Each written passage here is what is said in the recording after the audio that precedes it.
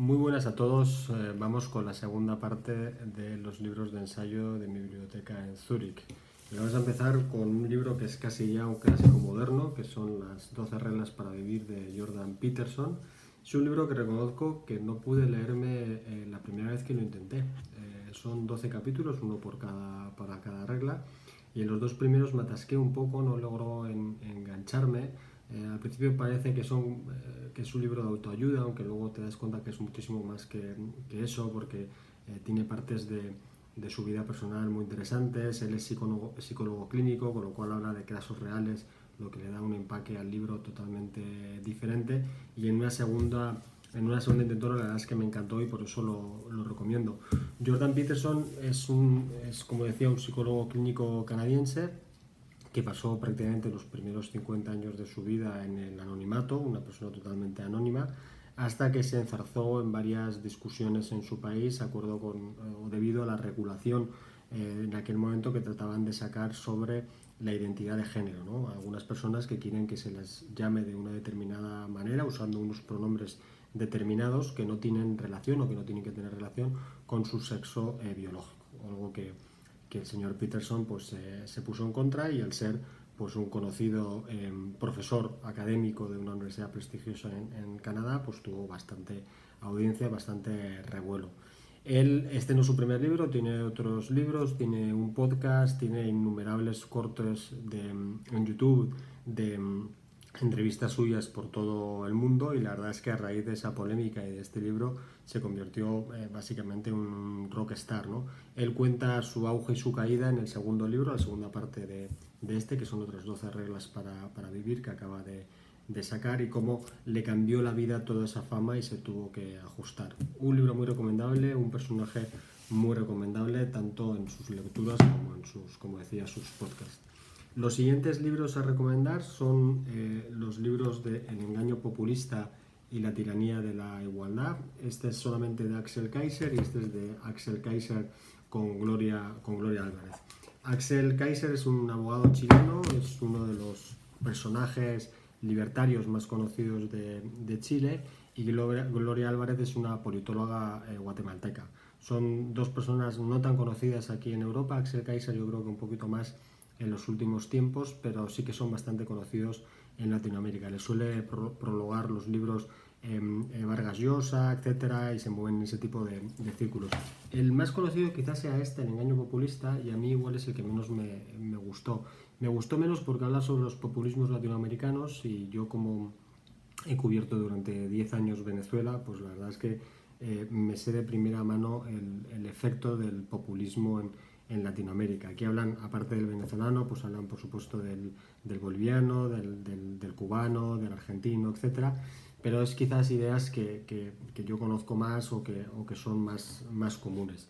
Sin embargo, el de la tiranía de la igualdad me gustó mucho más. Es un libro bastante cortito, y lo que trata de enfatizar o poner de relieve es que toda esta idea o toda esta marea en búsqueda de la igualdad permanente en todo, y tratar de explicar que la desigualdad no solamente es mala sino inmoral, al final lo único que oculta o que trata de obtener es una igualdad en la riqueza, y además una igualdad en la riqueza hacia arriba. Ponen muchos ejemplos en el libro, pero uno de los más claros es que nadie querría ir a vivir a Afganistán, que es un país terriblemente igualitario, son todos muy iguales, pero muy pobres, si tienen la posibilidad de ir a vivir a Estados Unidos, que es un país mucho más desigual, pero mucho más rico, ¿no? Entonces pone un poco en entredicho este tipo de conductas, este tipo de argumentos que son totalmente facilones, que solamente lo que están buscando es justificar pues el quitarle dinero a unas personas para dárselas a otras, ¿no? Y la verdad es que es muy interesante, a mí me gustó mucho y merece mucho la pena leerlo. Los siguientes tres libros son bastante duros, en mi opinión, porque van en contra de ideas muy establecidas en la colectividad, ¿no? en la sociedad, como son las ideas de la autoridad del gobierno, que tiene el monopolio de la violencia, como son las ideas de que la democracia es el mejor sistema o, si queremos, el menos malo de los conocidos. La idea de que, aunque haya gente irracional, el colectivo es racional y por tanto las medidas o las políticas que surgen de una votación popular son justas, etcétera, etcétera, ¿no? Los 3 libros son The Problem of Political Authority, que a mí me encantó, The Myth of the Rational Voter y Contra la Democracia de Jason Brennan. La verdad que son 3 libros que casi los puedes leer a la vez o de manera consecutiva porque tratan un poco sobre lo mismo. En The Problem of Political Authority, que este va a ser el primer libro que voy a leerme 2 veces, este me lo leí en inglés hace 3 o 4 años y acaba de la editorial Deusto en su colección de ensayo político, que es la misma que el de Brennan, lo va a traducir y la verdad es que me interesó tanto y me gustó tanto que lo quiero leer en castellano. Pues habla de la falsedad de la idea de que el gobierno tiene que tener autoridad política y que es justo que así lo tenga, ¿no? Empieza el libro con un ejemplo muy bueno que explica que si cualquier persona individual se comportara como un gobierno, el resto llamaría a la policía. Es decir, si un vecino viene a tu puerta, te toca la puerta y te exige 5.000 euros para darte protección, y si tú te niegas a dársela porque no quieres su protección, no quieres pagarle por ese servicio, esa persona te encierra en su casa, en el sótano, aunque te dé de comer y beber, pues obviamente llamarías a la policía para decirte que es un secuestro. Bueno, eso y otra serie de políticas es exactamente lo que hace el gobierno, ¿no? Entonces, el libro se pasa desgranando todas estas ideas o todas estas políticas que tienen todos los gobiernos modernos y por qué no es justo y no es moral que ellos tengan esa autoridad política. La verdad es que es un libro muy, muy bueno. El libro The Myth of the Rational Voter lo que ataca es la idea de que el votante medio es racional, ¿no? Y aquí hay una distinción que es muy importante. Él habla que los votantes se equivocan. La contrarréplica que se suele dar es que, claro, como hay muchos votantes, pues no importa que unos se equivoquen, porque al final si tú te equivocas hacia un lado y otros votantes se equivocan hacia el otro, en conjunto, en media, pues lo que voten tiene sentido y es racional. Y él lo que explica es que no, que en los votos en el voto medio, en el votante medio, hay lo que se conocen como sesgos. No es un error, no es un error que puede ser hacia un lado o hacia un otro, es un error que sistemáticamente va hacia un lado. Y parte sobre todo pues, de la idea del tema de que la mayoría de los votantes no tienen conocimientos suficientes para votar. Él pone sobre todo casos o ejemplos de Estados Unidos, pero es aplicable a cualquier parte del mundo, ¿no? Él decía, por ejemplo, cuando el votante medio americano va a votar sobre una medida que afecta a la economía y al gasto, por ejemplo, en el gasto en el ejército, la mayoría de los votantes piensan que el gasto actual en el ejército es totalmente distinto al real, ¿no? Y eso se aplica a todas las medidas y a todas las políticas y lo que hace es que los votantes no están votando con ningún tipo de criterio y por tanto las decisiones que salen de sus votos están sesgadas sistemáticamente hacia un lado. El tercer libro, y a mí me parece que es un poco el que encierra los otros dos y le da más sentido, es el de Contra la Democracia.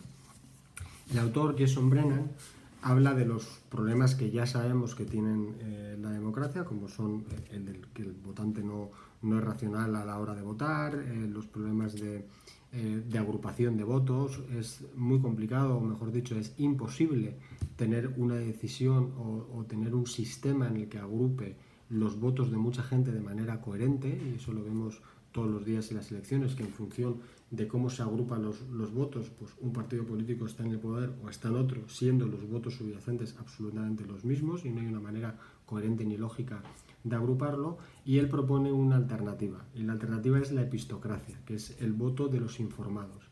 Aquí la crítica que se hace siempre es, bueno, eso sería injusto porque si tú das más poder o das un voto de calidad a gente que sabe más versus la gente que sabe menos, pues obviamente eso no es justo porque no serían votos ponderados. Pero la realidad de la vida es que ya el voto no vale lo mismo en la mayoría de los países. En el caso español, que es el que más podemos conocer, pues la densidad de población es la que te hace esa ponderación.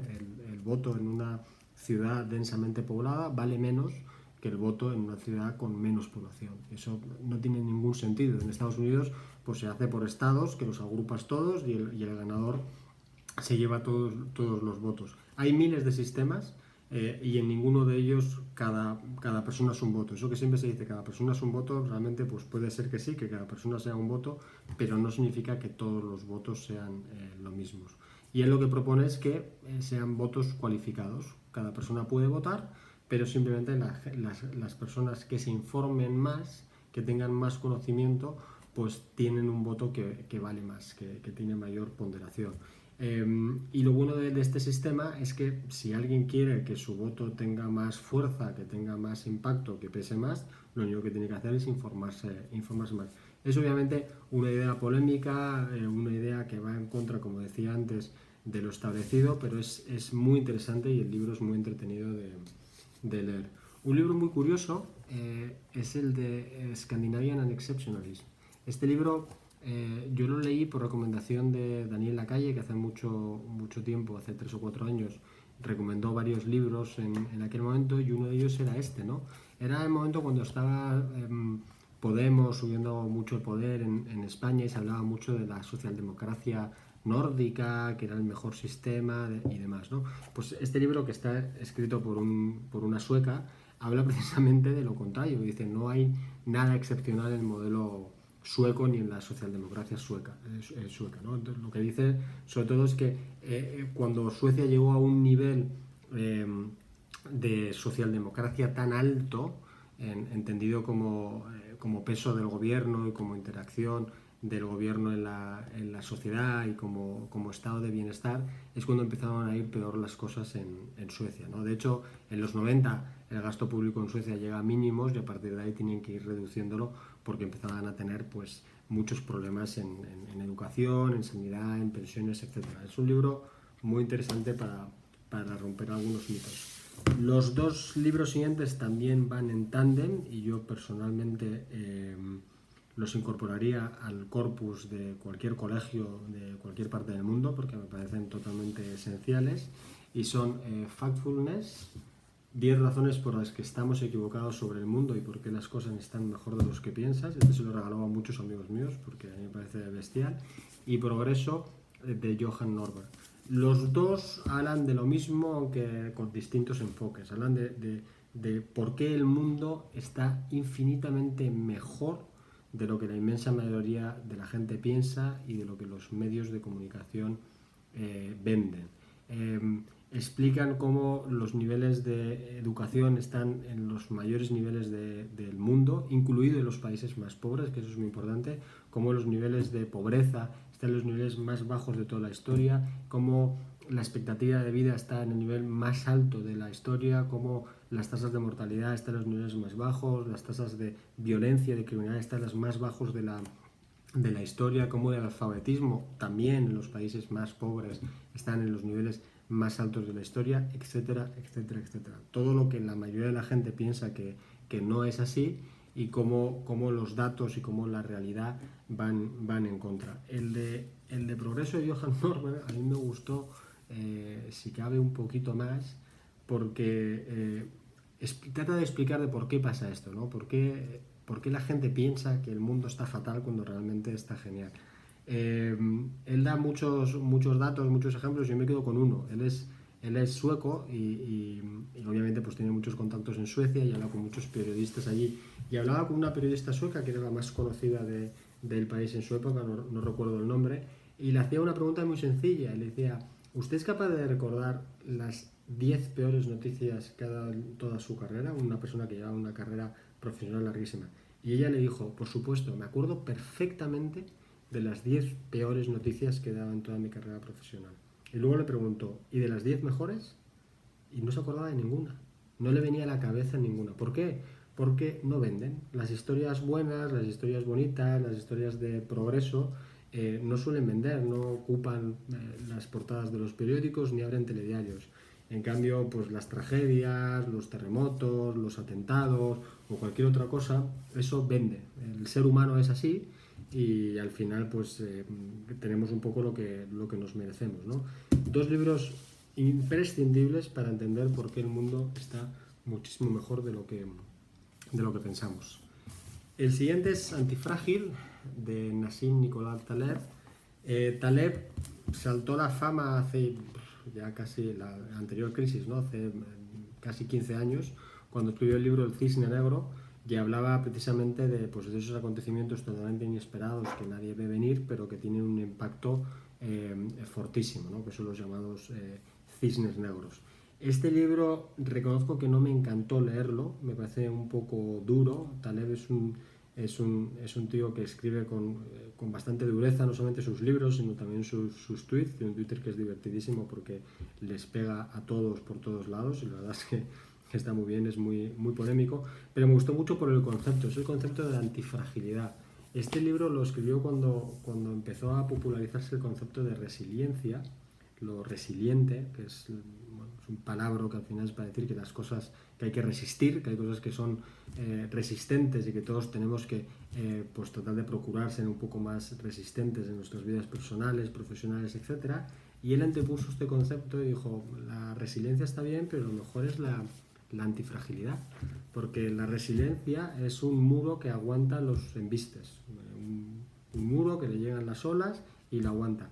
La antifragilidad es aquello que la adversidad lo hace mejor. Por ejemplo, el ser humano es antifrágil en muchos sentidos. Cuando pasas una enfermedad y luego generas inmunidad, estás mejor que antes porque ya no vas a volver a enfermedad de lo que has generado la inmunidad. Y él habla mucho de eso durante el libro, ¿no? Cómo hay sistemas que son resilientes y sistemas que son antifrágiles.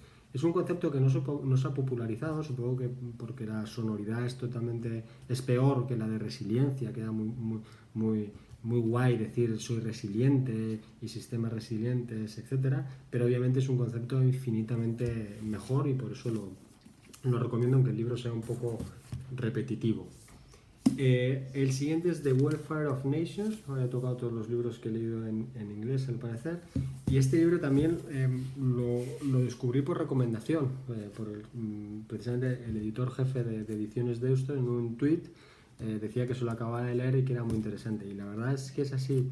Lo que hace es analizar un poco los estados de bienestar de todo el mundo, sobre todo conceptos concretos del estado de bienestar, como es la educación, como es la sanidad, como son las pensiones públicas, en distintos países del mundo, tanto europeos como de otras partes, y explica cómo no ha funcionado en ninguno de ellos, en países totalmente distintos, con condiciones totalmente distintas, y cómo no han logrado dar lo que prometían, ¿no? Entonces habla mucho de las consecuencias no intencionadas de todas estas medidas. Lo hace sin prejuicios, él no dice que son malos los gobiernos que tratan de hacer un estado de bienestar, sino él dice todo lo contrario, dice seguramente, seguro las intenciones eran buenas, pero hay una serie de consecuencias no intencionadas debido, pues, a los efectos económicos, a los efectos humanos, que hace que al final fracasen, ¿no?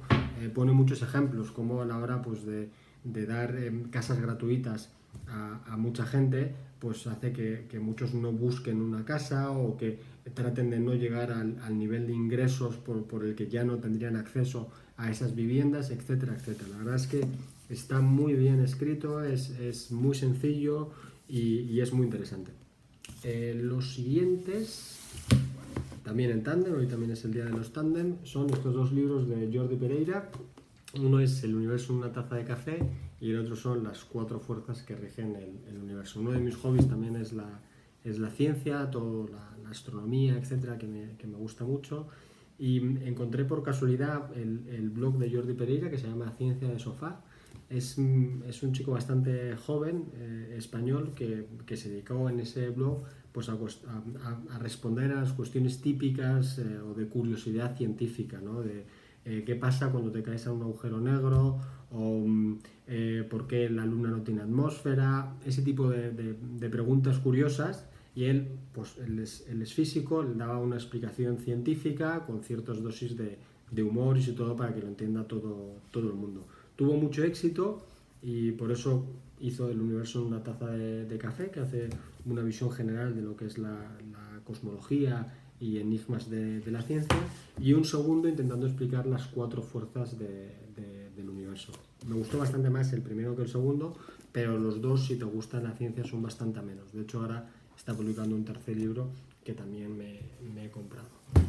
Vamos por las biografías, tanto la de Open, de Andrea Agassi, como la increíble biografía de Arnold Schwarzenegger. Esto es curioso también porque yo no soy nada de biografías. No me gusta tampoco, por la misma razón que no me gustan las películas ambientadas en hechos históricos que ya conozco, porque siento que voy a ver algo que ya he visto. No me gusta mucho leer biografías de gente que, obviamente, si me leo una biografía de alguien, es de alguien que me gusta y que por tanto he seguido su carrera y su vida, y siento que voy a saber mucho de esa persona y por tanto la biografía no me va a aportar. En estos dos casos son las excepciones y la verdad es que son excepciones muy, muy acertadas. El libro de Andrea Agassi es bestial.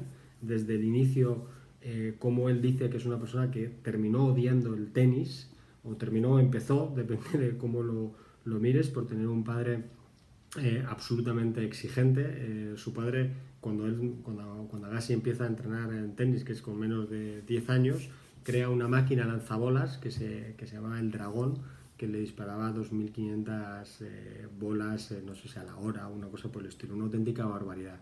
Y decía que él tenía pesadillas, que lo odiaba, que su padre sobre todo lo que odiaba era que la pelota diera a la red, que no tenía nadie que le recogiera las pelotas y tenía que recogerlas él mismo. La verdad es que es una historia de superación aderezada con toda la vida de Agassi, que ha sido una bestialidad. Su matrimonio fracasado con Brooke Shields, cómo tiene que tratar la pérdida de cabello mientras todavía seguía siendo jugador profesional, esa mítica historia de si jugó o no una final de Roland Garros con peluca, pues efectivamente sí que lo hizo, su controvertida elección de unos pantalones vaqueros de Nike para jugar a tenis, etcétera, etcétera, etcétera. Es una historia, una vida en realidad bestial, y el libro se devora. Totalmente recomendable, en especial si te gusta el tenis.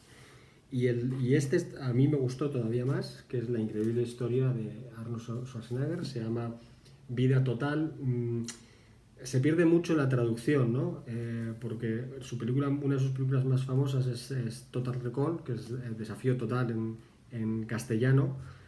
Ahí perdemos un poco en la traducción, pero la vida de Schwarzenegger es una cosa increíble. La gente piensa que simplemente es un montón de músculos, idiota que tuvo la suerte de ser un actor, y nada que ver. Es todo lo contrario. Este hombre es el hijo de un militar austriaco de la SS, que son uno de los perdedores de la Segunda Guerra Mundial, en una zona muy deprimida de Austria.